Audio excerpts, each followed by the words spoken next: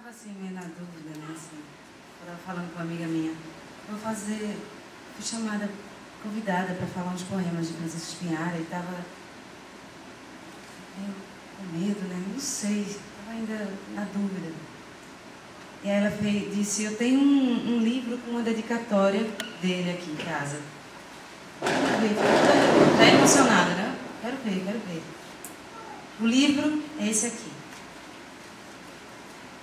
Dele com Edson Luna. A dedicatória é essa aqui. Que diz assim. Fabiana, o nome da minha amiga. Abre aspas. Fugir é a pior maneira de ficar. Fecha aspas. Ponto. Abre parêntese. Alberto da Cunha Melo. Fecha parêntese. Do amigo Francisco Espinhara. Recife, 2006. Eu achei isso de uma grande generosidade dele, além de ser um grande respeito, né, pelo grande poeta Alberto da Cunha Melo. E eu fiquei mais emocionada ainda e pensei, Chico, você está me dando permissão de falar seus poemas, está me dando permissão e dando um empurrão também, né? Fugir é a pior maneira de ficar. Quem sou eu para fugir? Tem que enfrentar, tem que ir. Os fantoches da Rua 7 seguem cegos na procissão. A puta de Urna da Palma traz uma venérea na alma e uma cova diária na mão. Da Ponte Velha, a secular ferrugem, reticente ao trajeto branco da nuvem, come o estrado, o arco, o vergão. Recife, musa, traiçoeira, cadela suja, maldição, seta certeira, encantada cidade do cão.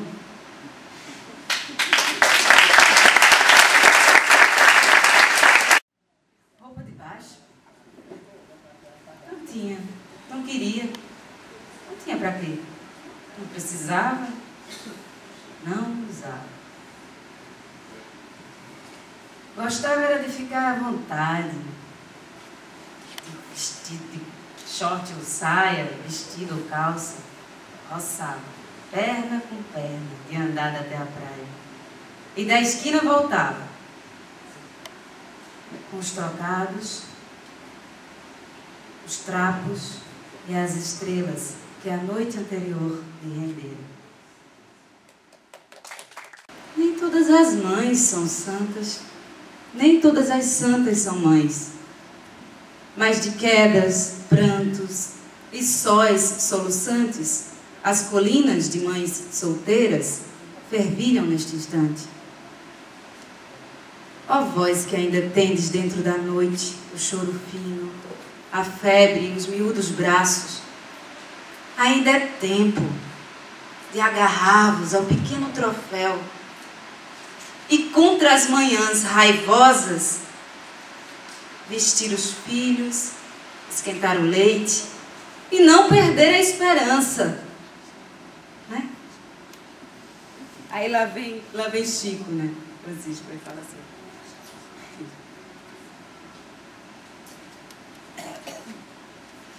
Eu quero as manhãs incendiadas, o resto do dia aceso, a cabeça das mães degoladas, o monge da paz num poço preso, que despenquem das varandas flores de bálsamo perfumadas, venham ungidas de lavanda as faces das crianças maceradas, que o ódio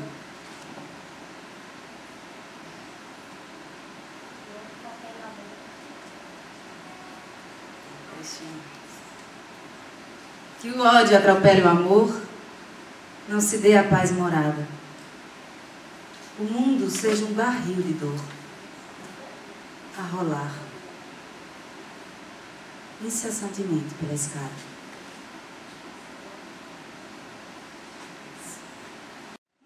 Muito importante o trabalho dos pensadores. As pessoas abrem portas, fecham portas, festejam, sofrem, circulam. Muitas vezes o que pensam só representa 10% ou menos do que fomos há 1000 anos ou do que seremos daqui a 100. São necessários uns versos, umas cores, uns acordes, mesmo que os bolsos de quem os fazem não carreguem o suficiente para o pão nosso de cada dia. Apontou o revólver e disparou. Um corpo de esposa se esparramou pelo assoalho. Silêncio. Mais silêncio ainda. Avolumou o travesseiro, deu um jeito no lençol, acendeu um cigarro e pensou: será que o gato come? Esteja preso, seu rapaz. Mas cala a boca, Satanás. O que fiz? Te cala, infeliz. Isso é gritante. Toma, meliante. Minha moral é idônea, pau no sem vergonha. Minha família, pau na virilha. Meu advogado, pau no condenado. A verdade não viça? Soca-lhe uma linguiça. Cadê a verdade? Mete-o na grade. Não aguento mais. Zaz, zaz, zaz. Que injustiça. Sou da polícia. Amor bandido. Amor bandido. A Vinícius de Moraes.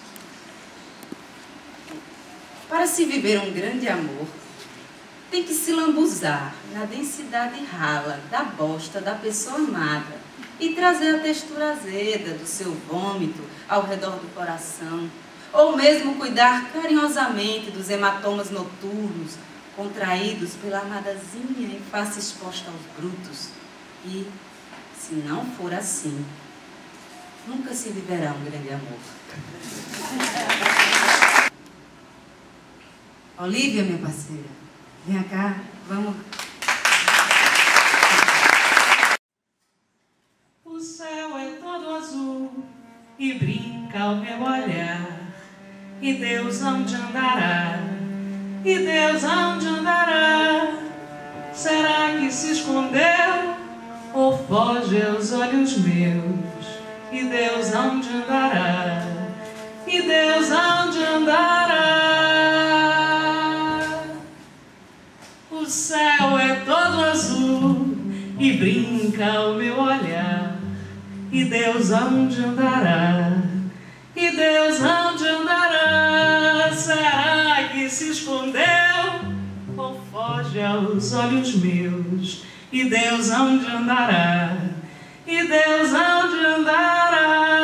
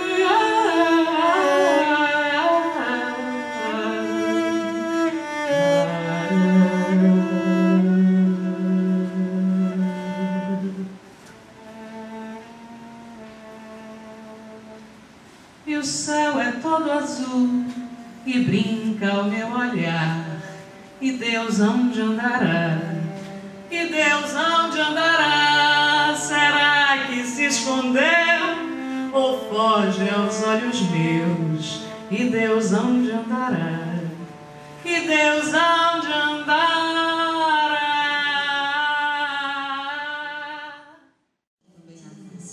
Sobre o corpo ágil e quente. Não me apercebo delas, nem mesmo de anjos. Tudo era muito fácil.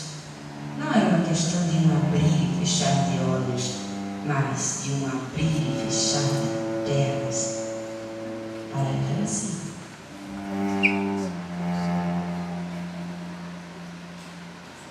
O que lhe pôs a seus pés não foi a permanente ebulição por desejos murchos, corpos bêbados e beijos ardentes de álcool. O que me laçou aos seus cabelos de neblina e sol foram as suas bolhas de sabão, espocadas aos primeiros indícios do falso arco-íris matinal. O que me fez milhões de vezes ser elo dessa frágil corrente não foram as suas sardas de criança peralta, nem a sua voz adocicada, manhosa, logo ao despertar. O que me grudou a essa mulher foram os seus novelos, os seus desmanteiros. Foi o seu jeito bistunato, arisco, tartaruga milenar, tão eu mesmo. Ela sou eu.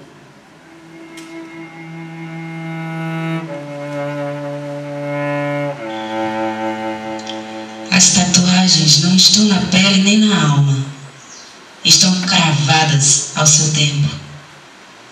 Logo, logo uma outra música soará.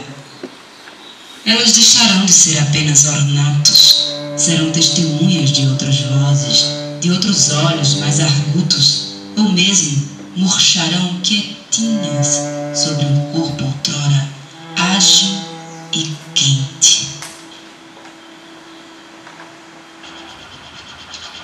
Aos olhos alheios é tão incomum a nossa proximidade que mais fácil seria conceber extraterrestres copulando flores numa tarde displicente.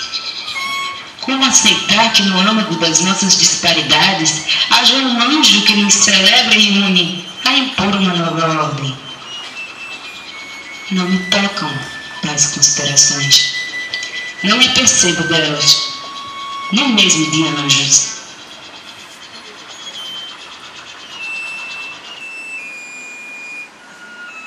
Talvez as palavras sejam muito difíceis quando o olhar já as denuncia.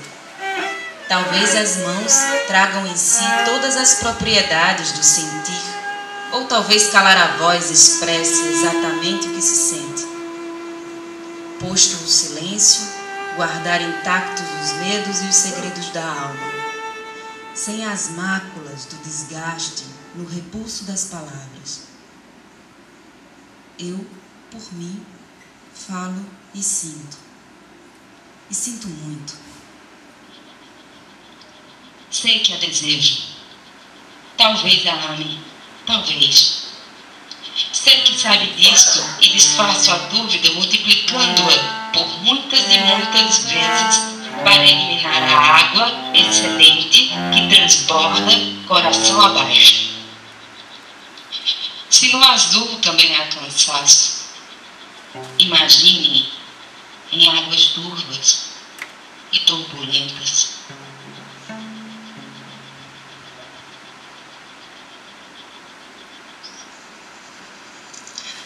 Opino sobre o azul, ela o diz preto. Digo sobre o preto, ela o nega, azul é e sempre será. As cores então se misturam, nós nos misturamos. Nada de prismas ou potes de ouro, nada de nós mesmos. Logo, logo virá o adeus. Eu o quero, sem ressentimentos ou saudades. Quero como quem vai cortar os pulsos e se distrai eternamente com as espumas do mar. Tudo era muito fácil. Não era uma questão de um abrir e fechar de olhos, mas de um abrir e fechar de pernas. Para ela era assim. Por milhões de vezes evitei a mão áspera, de ferro, pesada, brutal, palmatória. Mas há crianças peraltas demais e homens por demais covardes. Dera-se por vencida. Repousava em calmaria. Não se punha mais em tempestades.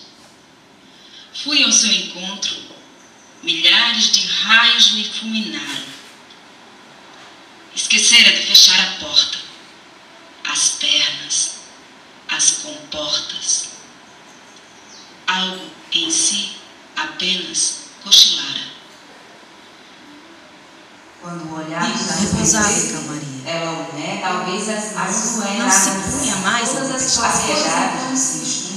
Fui ao seu milhares de raios ou potes de ouro postos esquecera de fechar a porta, intactos os dedos as e pernas, da alma, as comportas. sem as máculas do desgaste, Algo em si apenas cochilara. Eu, por mim, falo e sinto. E sinto muito.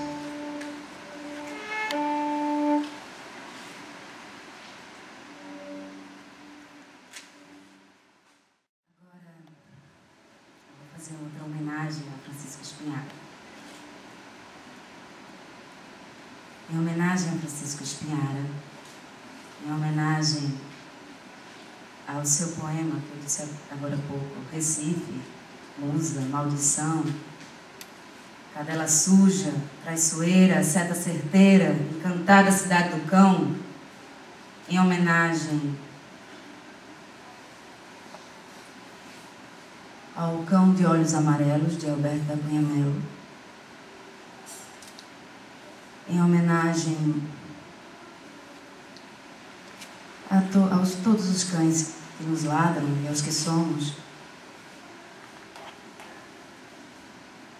Vou recitar agora O Cão Sem Plumas, de João Cabral de Melo Neto. Este que foi o meu primeiro poema, que eu decorei, que eu engoli, que eu trouxe para dentro de mim, e que por isso chamo de meu cavalo do cão.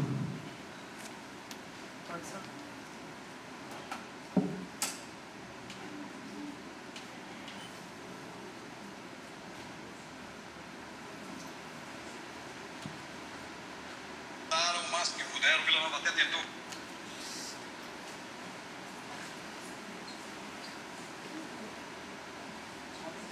O Pepe conseguiu criar, Chance aproveitou uma.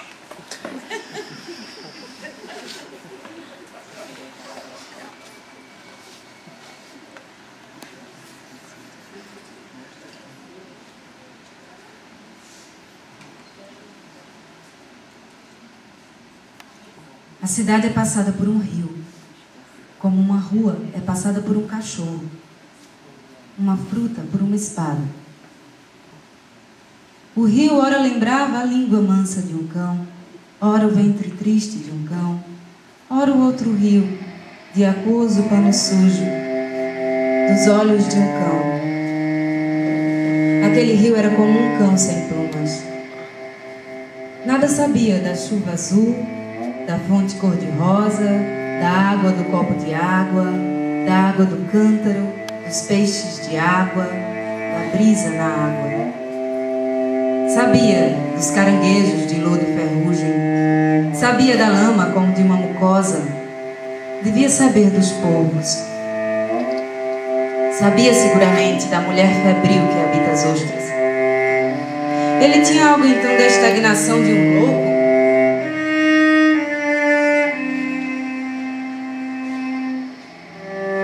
Jamais se abre aos peixes, ao brilho, à inquietação de faca que há nos peixes. Jamais se abre em peixes.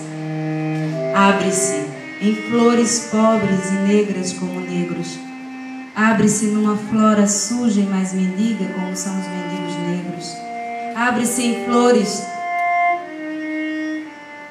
Abre-se em mangues de folhas duras e crespos como um negro. Liso como o ventre de uma cadela fecunda, o rio cresce sem nunca explodir. Tem o rio um parto fluente e invertebrado como de uma cadela. E jamais o vi ferver como ferve o pão que fermenta. Em silêncio o rio carrega a sua fecundidade pobre, grávido de terra negra.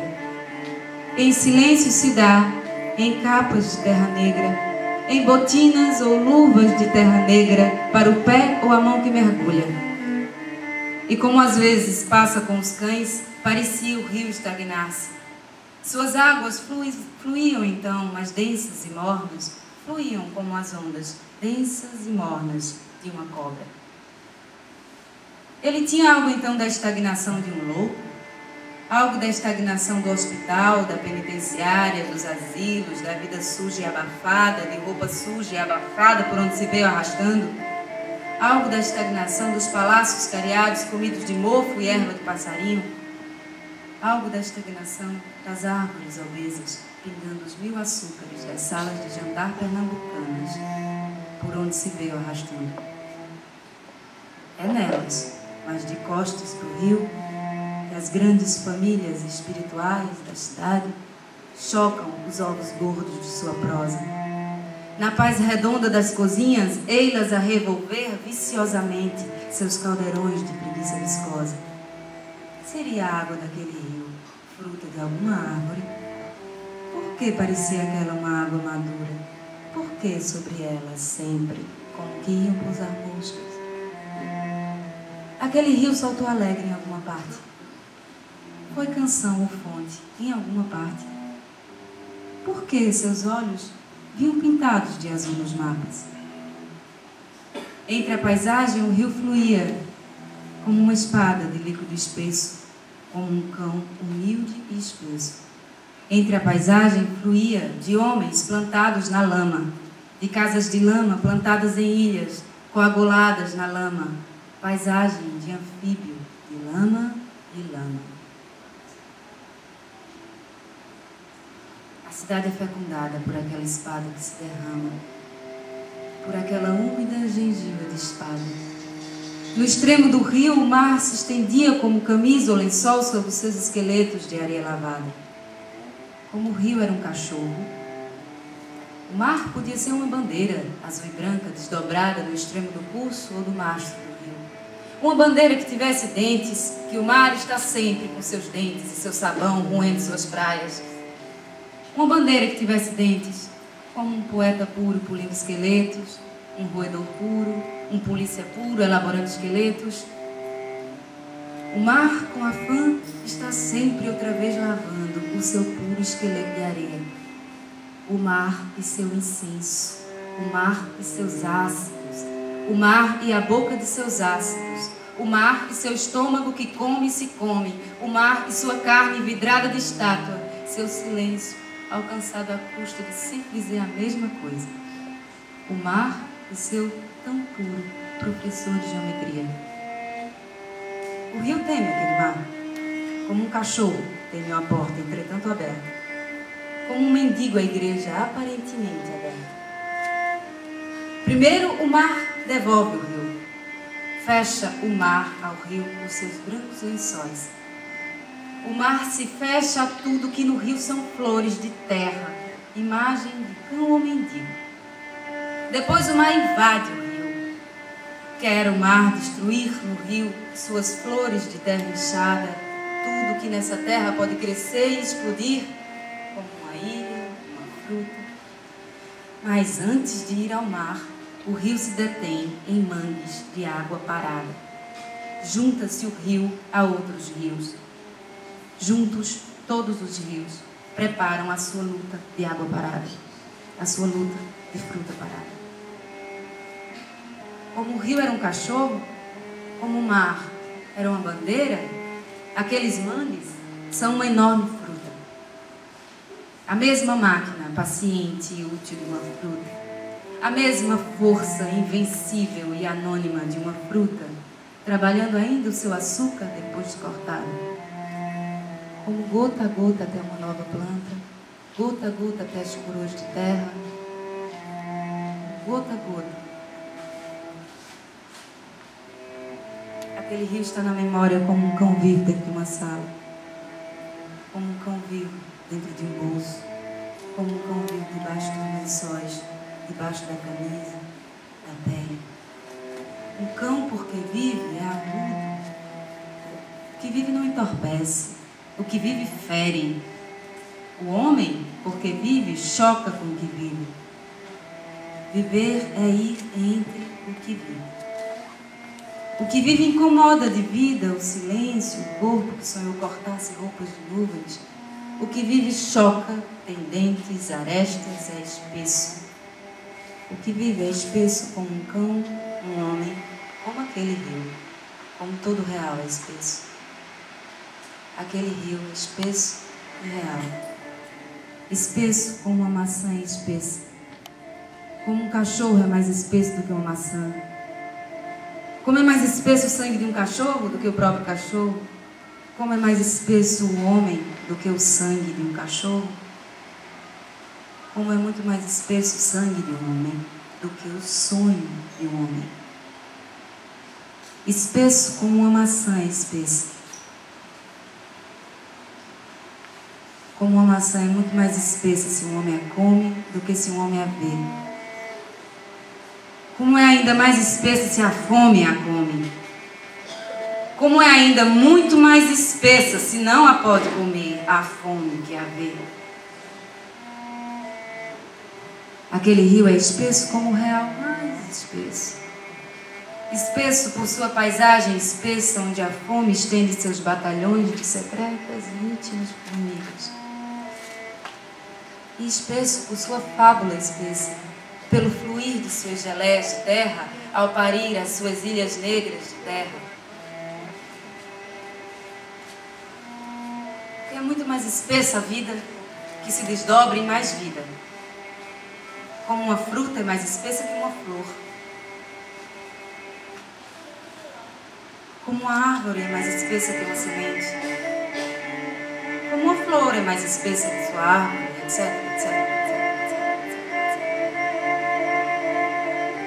Porque é muito mais espessa a vida que se luta a cada dia. O dia que se adquire a cada dia. Como uma ave que vai, cada segundo, conquistando o seu voo.